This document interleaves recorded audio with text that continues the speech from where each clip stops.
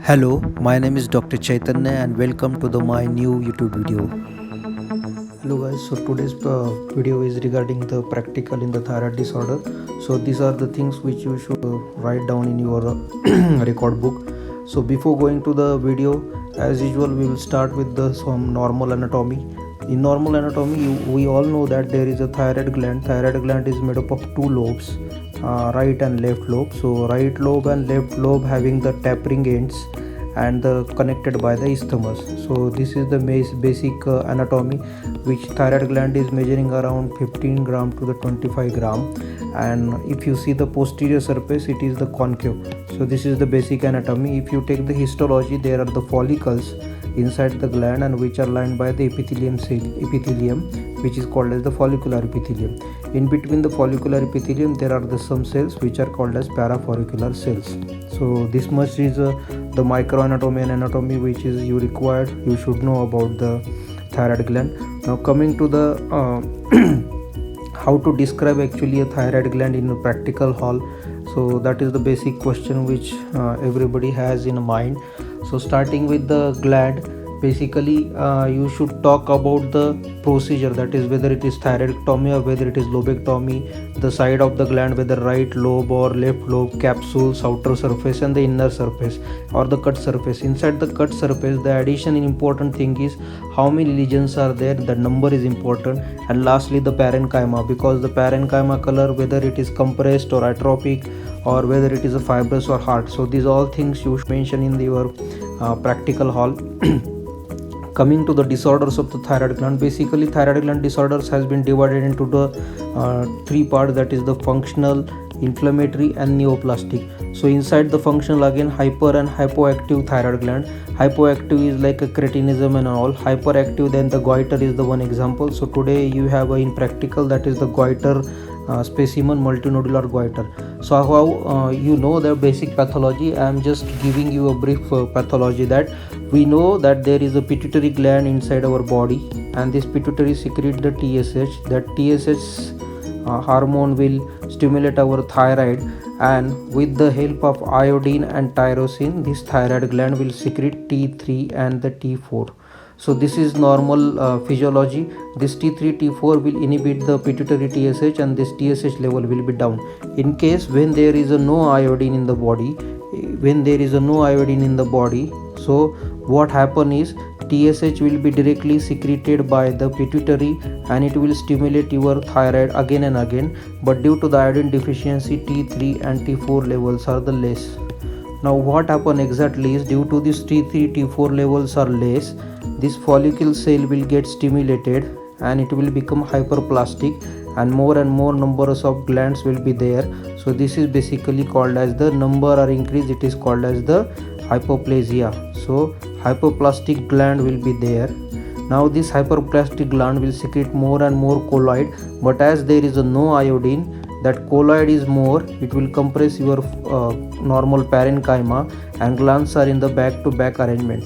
So due to this, there are some collises will be formed, and this form the major nodules. These nodules are dark brown due to the more colloid secreted by the epithelium, and now this gland become enlarged. So this gland is basically enlarged, asymmetric enlargement of the gland with more and more cystic or nodular regions. So this is basically pathophysiology, and because of which this multinodular goiter will appear.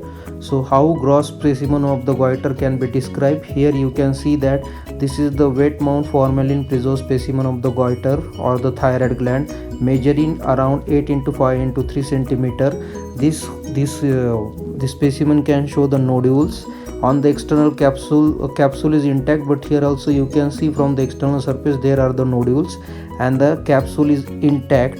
On the cut surface there are the dark brown cavities or the nodules, measuring the largest measuring 2 centimeter, and this is the normal atrophic thyroid gland. So this is how you should describe the specimen of the multinodular goiter, and that's why the diagnosis is multinodular goiter.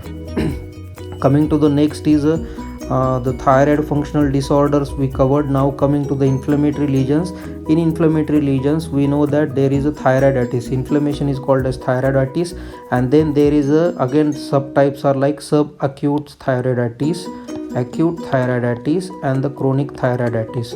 So in case of the chronic, name itself suggests that there is a lymphoplasmacytic infiltrate, and the name is Hashimoto thyroiditis. So in case of the Hashimoto thyroiditis, again, when there is a gland, thyroid follicles, and these thyroid follicles are lined by the epithelium same.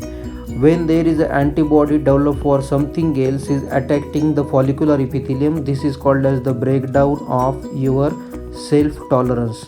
So this, because of this breakdown of self tolerance, antibodies developed by human body act against their own epithelium, like in rheumatic heart diseases, so that there will be the less epithelium or epithelium destruction is there, so that this gland will be shrink in the size, and there will be less number of colloid, or so less amount of the colloid will be there. So basically gland will shrink. Another thing is, due to this lymphoplasmacytic infiltrate, there will be the paleness of the gland is increased, and as there is a less colloid, again gland become more pale or whitish or yellowish. So this is how your clinical pathological correlation should be there with your gross.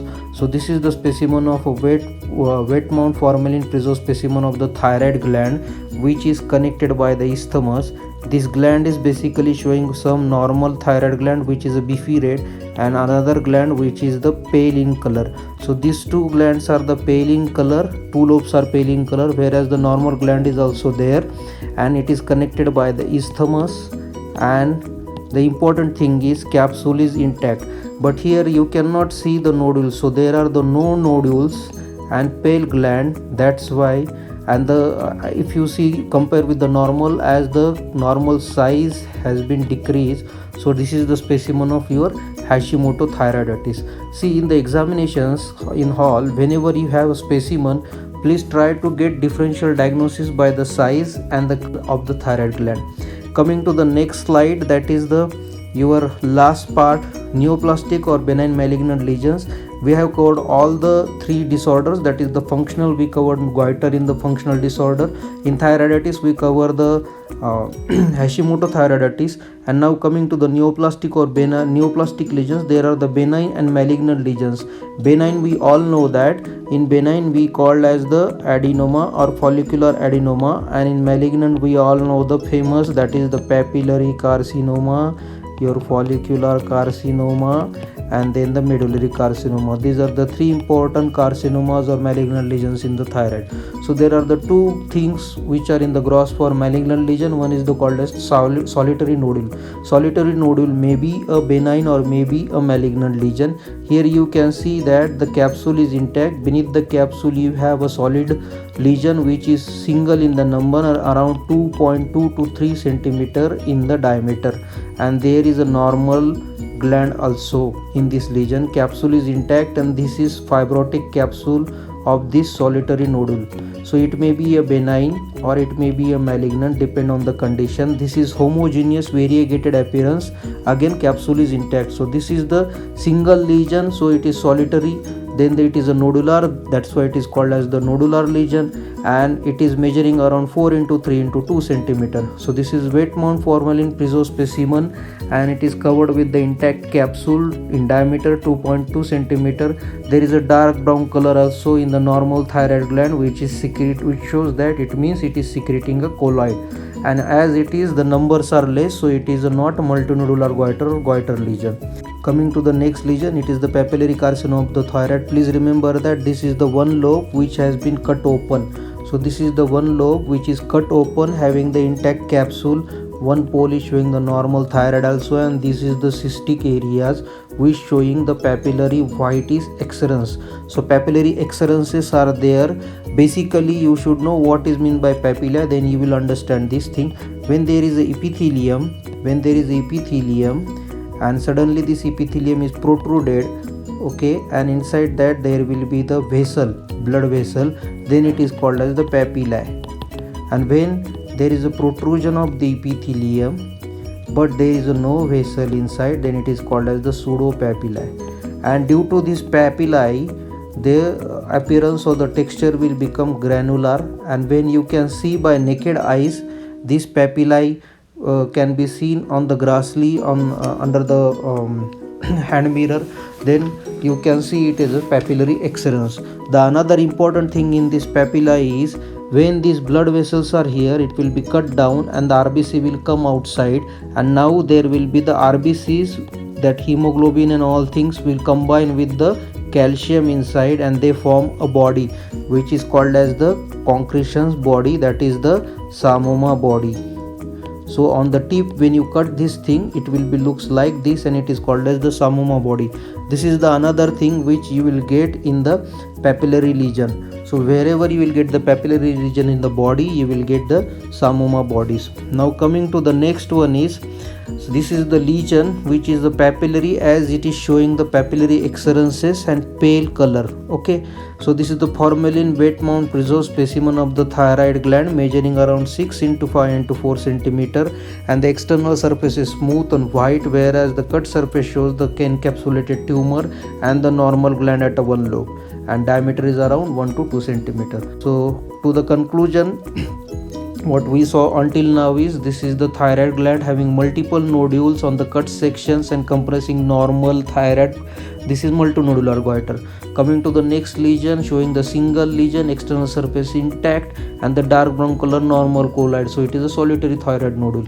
And coming to the last lesion, that is showing the cavity, cystic area wall, normal lobes, and not the multinodular goiter, it is the papillary thyroid carcinoma. Thank you.